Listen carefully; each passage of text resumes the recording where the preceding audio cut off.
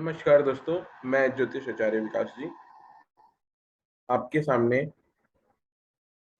नव दुर्गा के बारे में कुछ जानकारी लेके आया हूँ।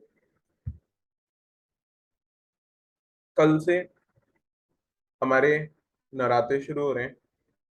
नवरात्रे साल में 2 बार आते हैं। दोनों ही बार के नवरात्रे महत्वपूर्ण होते हैं।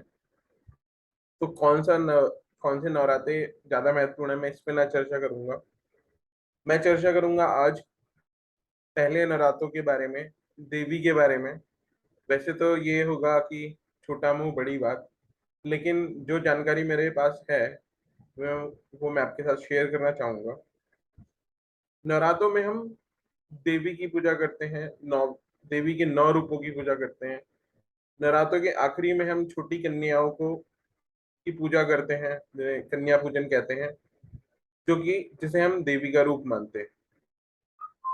तो पहला जो नवराता होता है उसमें हम शैलपुत्री देवी की पूजा करते हैं। शैलपुत्री देवी जो है वो माँ दुर्गा का पहला स्वरूप मानी जाती हैं। ये पर्वतराज हिमालय के यहाँ पुत्री के रूप में इन्होंने जन्म लिया था, जिसकी वजह से इनका नाम शैलपुत्री पड़ा था। ये वृषभ पर सवार होती हैं और इनके दाहिने हाथ में त्रिशूल और बाएं हाथ में पुष्प सुशोभित होता है। तो इनकी जो आकृति जो वो दिखती कैसे है, वो ऐसा होता है। ये वृषभ पे सवार हैं। इनके एक हाथ में त्रिशूल है, दाहिने हाथ में त्रिशूल है और बाएं हाथ में कमल का पुष्प है। और जैसे मैंने पहले बताया कि ये नव दुर्गाओं में से प्रथम दुर्गा मानी जाती हैं और इनका हम पहले नवरात्रि में पूजन करते हैं। ऐसा कहा जाता है कि अ, पहले जन्म में, पूर्व जन्म में ये सती हुई, जो शिव की अर्धांगिनी थी। शिव के मना करने पे और प्रजापति दक्ष के यहाँ एक बार क्या हुआ कि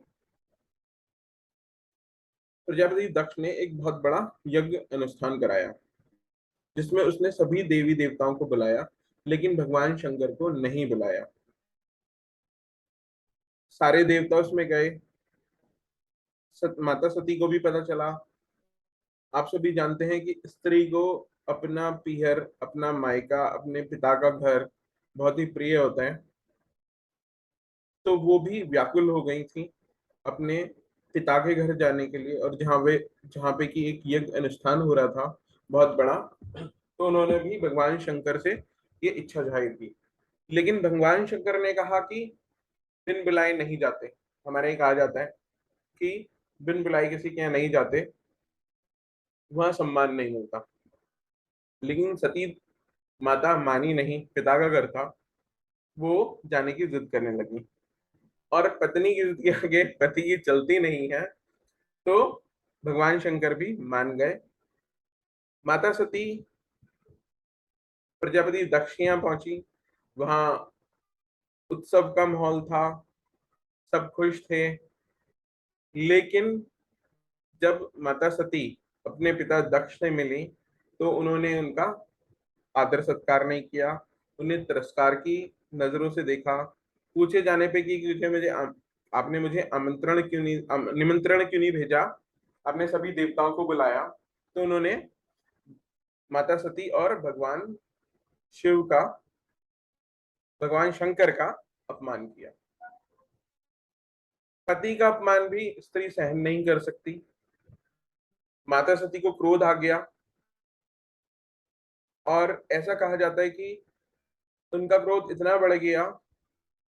एक तो कहावत ऐसे है कि उन्होंने योग अग्नि के द्वारा अपने शरीर को भस्म कर लिया। दूसरी जो कहा ऐसा जाता है कि जो हवन चल रहा था वहां पे ही उन्होंने अपनी अपनी उस अग्नि में, जो यज्ञ की अग्नि थी, उसी हवन कुंड में कूदकर अपनी देह का त्याग कर दिया, पति के अपमान की वजह से। सारे में त्राही त्राही त्राहीमाम त्राहीमाम हो गया, क्योंकि अब सबको पता था कि भगवान शंकर को जब ये पता चलेगा तो प्रलय ही आ जाएगी। ये प्रलय के देवता हैं, विध्वंस के देवता हैं, काल हैं, महाकाल हैं। भगवान शंकर को पता भी चला, उनको क्रोध भी आया।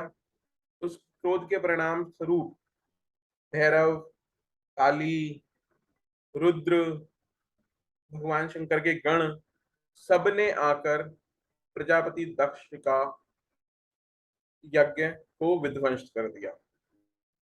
प्रजापति दक्ष के सर को काट डाला गया और माता सती का एक तरीके से उन्होंने ये देह त्याग दी इस सारी घटना की वजह से। लेकिन जो डेस्टिनी है वो माता सती को दोबारा से हिमालय राज पर्वत के उन्होंने जन्म लिया, जहां पे ये शैलपुत्री हुई। और शैलपुत्री के नाम से इन्हें ये विख्यात हुई। फिर इनका नाम तारावती भी पड़ा, क्योंकि पर्वतराज हिमालय के पैदा हुई थी। हेमवती भी इनका नाम हुआ।